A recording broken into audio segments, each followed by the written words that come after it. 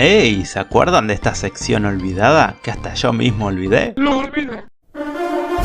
Bueno, volvió. Entre nos no me había olvidado, solo que prioricé otro tipo de videos. Pero quería volver a ellos con al menos uno cada tanto. Y siendo que el 1 de febrero fue el primer video de este tipo que subí, qué mejor que hacer uno del 2, ¿no? Así que te respondo a ¿qué pasó en el mundo el 2 de febrero? Empezamos fuerte con una catástrofe en el año 186 a.C. en Gansu, China, que hubo un terremoto de escala 6.5, dejando un total de 760 muertos. Complicado, la verdad. Luego, en el 506, el rey de los visigodos, Alarico II, promulga la Lex Romana Visigotorum. Lo podemos traducir como el breviario de Alarico. Esto lo hizo en Aduris, que está en la región de Burdeos, Francia. ¿Y qué era esto? Bueno, el breviario de Alarico era un cuerpo o documento legal que recopila el derecho romano, es decir, la ley romana de la época postclásica. Todo el documento detalla los derechos privados de los romanos y no ninguno de gestión pública. El manuscrito se conserva a día de hoy y es una importante pieza histórica del desarrollo social, político y legislativo de nuestra sociedad. Pero pasemos a otra cosa. Otra cosa como a la coronación del rey Ordoño I en Oviedo, España, en el año 850. Ordoño I de Asturias, hijo del rey Ramiro I, fue gobernador de Galicia y ayudó a su padre con la organización militar para recuperar la corona luego de que Nepociano de Asturias, un noble muy poderoso, usurpara el trono luego de la muerte del rey Alfonso II. Ramiro I logró recuperar el trono y años más tarde, al fallecer, Ordoño I le sucedió.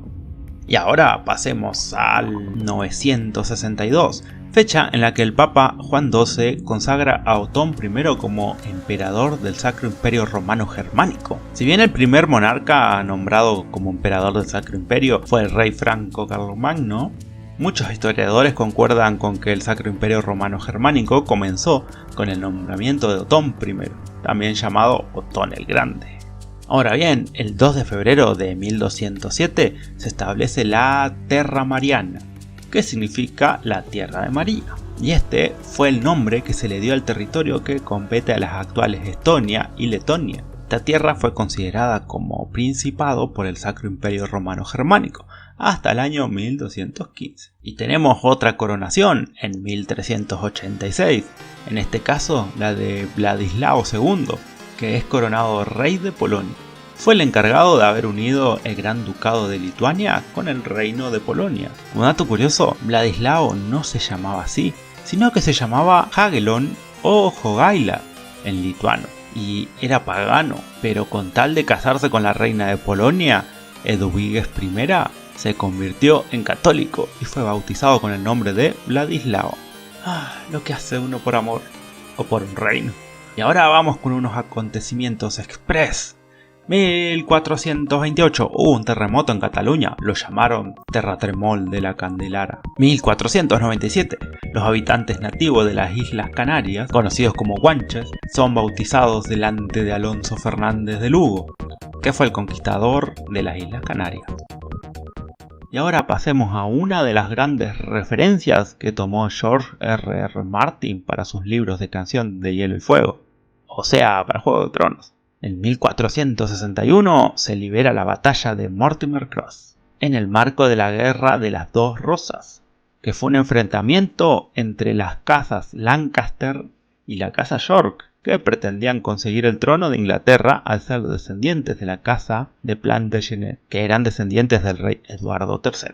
La batalla de Mortimer Cross se desarrolló en Hertfordshire. Se enfrentaron los ejércitos de Jasper Tudor y Owen Tudor contra el ejército de Enrique VI de la casa Lancaster. Todo lo de la Guerra de las Rosas está para hacerle un video completo, está súper interesante.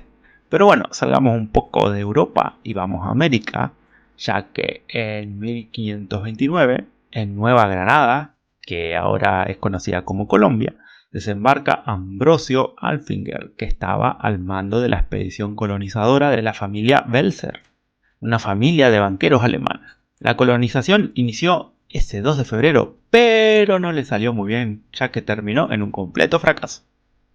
1536, Pedro de Mendoza, almirante y conquistador español, funda en el Río de la Plata el puerto llamado Nuestra Señora María del Buen Aire.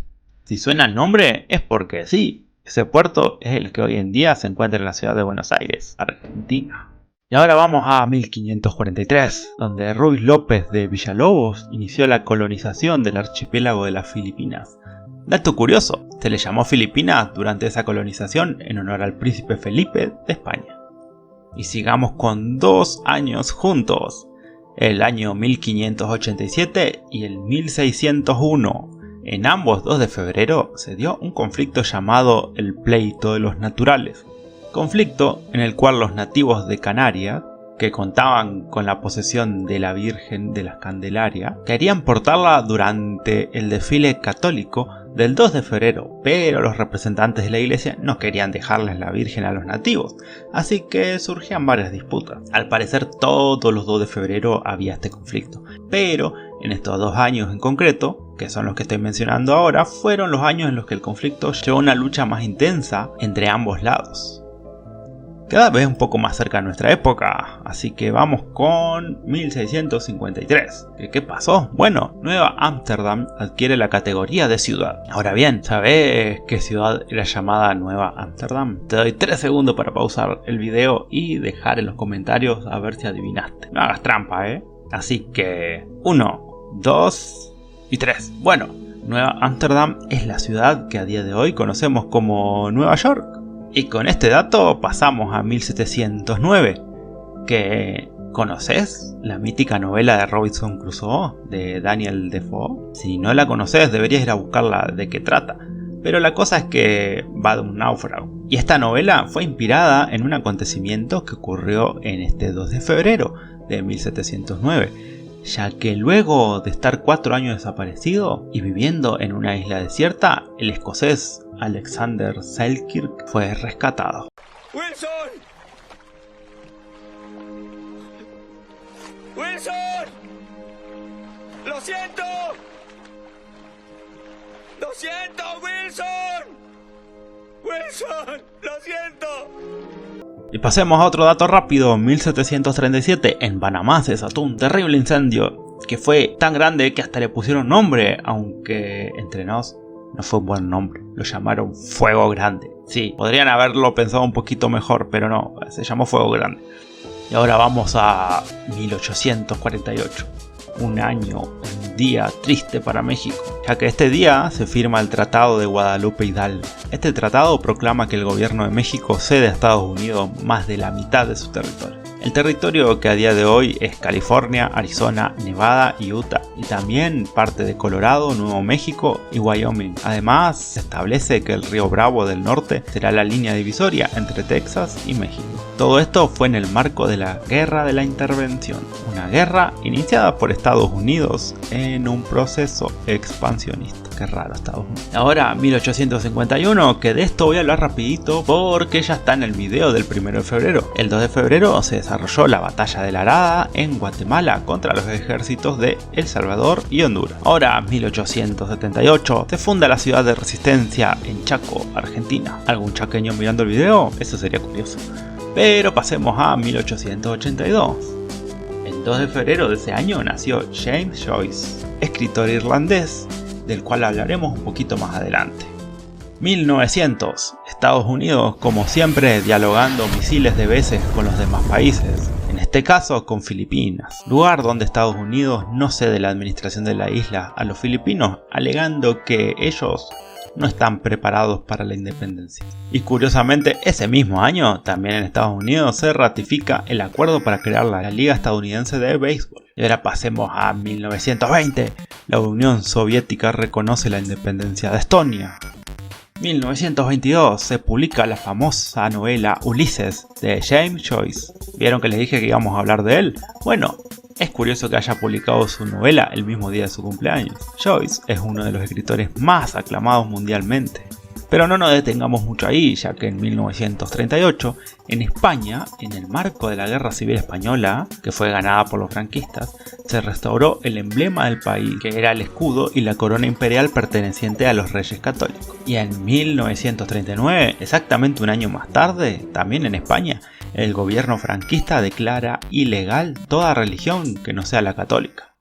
Y vamos ahora un poco más adelante, en el marco de la Segunda Guerra Mundial, en 1943, cuando finaliza la batalla considerada como la más sangrienta de la humanidad, la batalla de Stalingrado. Esta batalla se dio entre el ejército rojo de la Unión Soviética y la Wehrmacht de la Alemania nazi. La cantidad de bajas ascienden a los 2 millones, contando muertes de ambos bandos y también civiles. El resultado de esta batalla, que fue la derrota del ejército alemán, fue decisiva para poner fin a la Segunda Guerra Mundial, ya que la derrota implicó un retroceso total de las tropas alemanas del este. En 1945, Ecuador le declaró la guerra a Alemania. Y en 1951, Estados Unidos detona la bomba atómica Baker II de unos 8 kilotones en un sitio de pruebas de bombas en Nevada.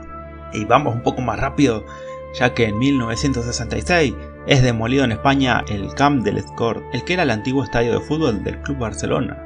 Después, en 1970, en Múnich se consigue realizar con éxito el primer trasplante nervioso de la historia de la medicina. Y ahora nos vamos a Irlanda, a Dublín, en 1971, cuando la embajada británica es destruida en medio de una protesta contra el suceso del Domingo Sangriento. ¿Y qué fue el Domingo Sangriento?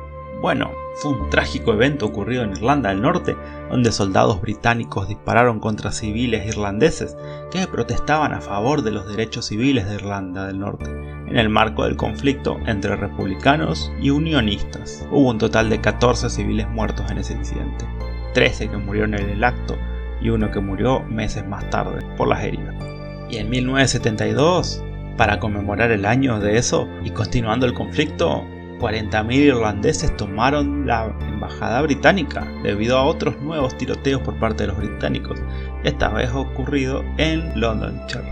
Pasemos a otro tema totalmente dejando de lado lo bélico. Ahora bien, imagínate ser un campesino que estás en tus tierras en 1974 arando el campo y de golpe encontrar un guerrero hecho de arcilla roja enterrado. Bueno, esto sucedió en Shaanxi, iniciando así el descubrimiento más importante de China, los famosos guerreros de terracota. Y wow, sí que pasaron cosas los 2 de febrero, ¿no? En el 2 de febrero de 1976 se robaron 119 cuadros de Pablo Picasso en el Palacio de los Papas, en Avignon, Francia. Ya estamos cerca de los 2000, uno más y los 2000. Así que en 1987 Irak ataca Mianeh, que está en Irán, realizando un ataque aéreo contra civiles, específicamente contra 2 escuelas, dejando un total de 79 alumnos muertos. Muy triste, en verdad. Pero ya salgamos de ahí y pasemos a los 2000, que en Francia es detenido Juan Carlos Iglesias Chosu, alias el Gaddafi, el histórico dirigente de la banda terrorista ETA, que era una organización terrorista nacionalista vasca, que se proclamaba independentista, socialista y revolucionaria. Ya queda poco, ya que estamos por 2002. En Ámsterdam, en Países Bajos, se casa el príncipe Guillermo Alejandro de Orange con la argentina Máxima Zorreguieta. En 2004, Roger Federer se consagra como el tenista número 1 del mundo por primera vez, y siendo el tenista que más tiempo estuvo en la cima del ranking de manera consecutiva y total, estando 237 semanas consecutivas y un total de 310 semanas a lo largo de su carrera, siendo el número 1. En 2006, en los países musulmanes se declara pena de muerte a cualquiera que haga caricaturas de Mahoma en los diarios occidentales. Sí, hay que ser respetuoso con las creencias de los demás, pero ese respeto tiene el límite cuando se le quiere matar a otro por cualquier cosa, ¿no? Y terminamos con el último dato del video, que fue en Argentina, en 2022, hace no tanto. En medio de una guerra de narcotraficantes, uno de los grupos narco envenenó la cocaína de los otros, ocasionando decenas de muertos por parte de los consumidores. Y con eso terminamos. Fueron demasiados acontecimientos, y eso que me salté algunas cosas, como todos los presidentes que asumieron ese día, los nacimientos y fallecimientos de muchas figuras importantes, y así. Tal vez un día haga otro 2 de febrero, pero no sé, por ahora vamos hasta acá. Únicamente me queda despedirme con las celebraciones que se dan en este día, y eso es el Día Mundial de los Humedales. En Argentina se celebra en la provincia de Misiones el Día Provincial de los Humedales. En España, específicamente en las Islas Canarias, en México y en Venezuela, se celebra el Día de la Virgen de la Candelaria. También en España, pero en el Colmenar Viejo de Madrid, se celebra la fiesta de la vaquilla. En Estados Unidos es el famoso Día de la Marmota. En Filipinas se conmemora el Día de la Constitución de la República de Filipinas. Y finalmente, en toda América del Sur, se celebra por parte de las familias africanas que fueron esclavizadas el día de Yemayá, que era la reina de las aguas, que es una divinidad yoruba que llegó al continente americano protegiendo a las mujeres africanas esclavizadas. Y ahora sí, me merezco un like y una suscripción por tanto video, así que por favor, que con tan poco me hacen muy feliz. Y bueno, nos vemos. Acá les dejo un videito que les puede llegar a interesar.